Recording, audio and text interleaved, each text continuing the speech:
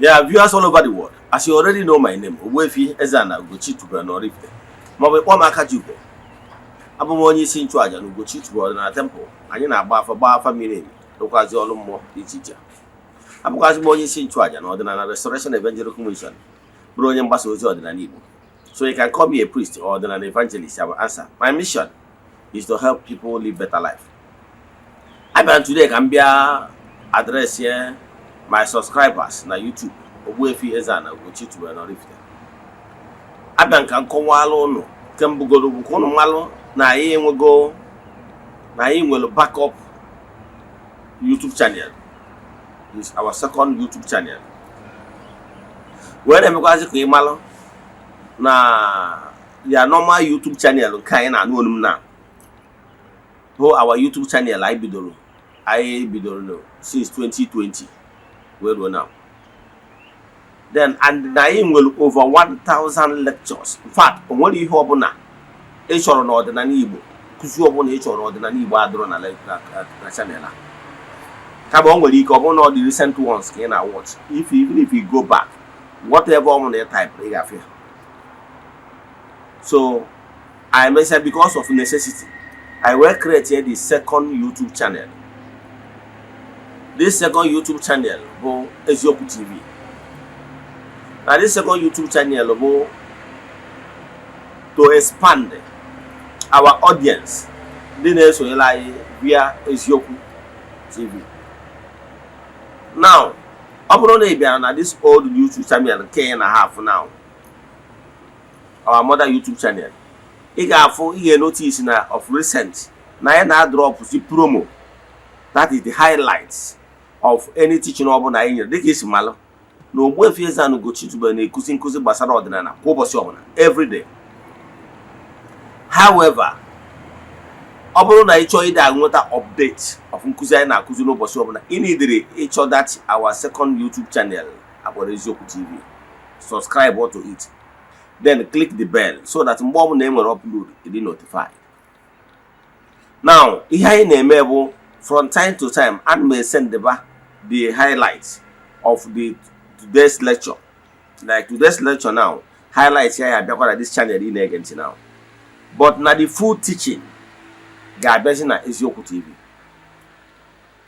You have a two channel too. So here is me able, can you familiar with the two channel? Man, the two channels are one. So upload the full highlight like this channel. Then our second YouTube channel, Eziokwu TV. You can watch that video in full. Asị nke ọma kamera unu niile unu echefukwana na September 16 bụkwa nnukwu ụbọchị na temple. Ụbọchị a ka Ogbuefi Ezeana ugochitubelu na-eri ji for the year 2025. Nke this year is very unique.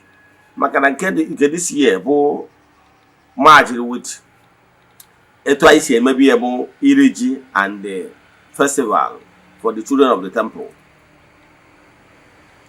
Then mana nke this year is very unique because na nke this year ka anyị ga-atọ ntọala the place of worship of Chukwu Oke pụrụ ime ihe niile na temple. That unique place of worship. Ọ bụrụ na ifubara that the videos of that proposed place of worship, nyekwa na YouTube anyị afịa ma ọ bụ chat ya m na WhatsApp can send the proposed place of worship, both the inside and the outside. It will guide exactly. So echefugana na ọ bụrụ na ịbụ any child of the temple ma ọ bụ na ịbụ onye ihe anyị na-eme na-amasị and na chọrọ ka iso na ndị Chukwu Oke ga-eji wee lụọ ọrụ ịkwado ya bụ place of worship, echefuna na ị nwere ike contribute whatever ọbụla ị chọrọ contribute towards info na ya bụ place of worship pụtara ihe n'oge. O nwere ike isi from whatever, from aja, from chipping, from rod, from whatever, cement, whatever. You nwere ike contribute. Echefuna na the date bụ September 16th, 2025. A ga-ewetakwara unu etu ya mmemme si wee ga. Then o nwere support ị nwere ihe enye for towards that. Ọtụtụ ndị mmadụ emewego nkwado ike itinye afa gị maka na bunu Igbo anyị danda.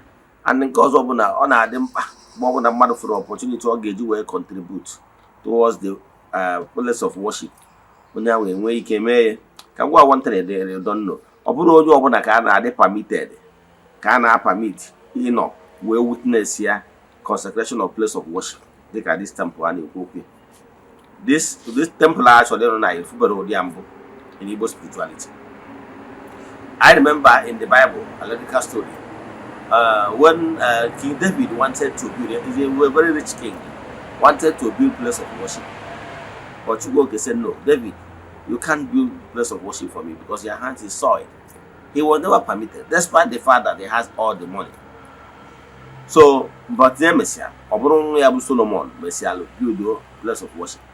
So here na Chikowa, I am one of this generation are permitted can build in this very unique way, because this place of worship actually built na Gabu second to none. Yes. Now, actually set a standard for the anchorage of the light. So, Obruna is interested, then you can chat me on WhatsApp. HF na main WhatsApp number remains 0805 78 37672. Abụ na emesịkwa ndị na-esonyekwara anyị n'Eziokwu TV ga-enwetakwa ihe onyonyo. Echefuna na Eziokwu TV and the temple bụ the arms of ịgbasa evangelization. And ihe niile anyị ga na-eme, ọ bụrụ na arụsị this place of worship, every Sunday ọ bụla anyị na-eme ofufe worship, a ga na-televise ya live. Onye ọ bụla nwere cable television can actually watch the osonye na mmemme ịchụ aja na ya bụ temple twice wee kwado. Then can I take this ordinary evangelization to the next level? Uncle Seba, may the blessing of Chukwuoke Premier be with you all. May you be protected, may you be favored. May the work of your hands begin to yield fruit. Now Chukwuoke Premier, when you can listen again. We don't know.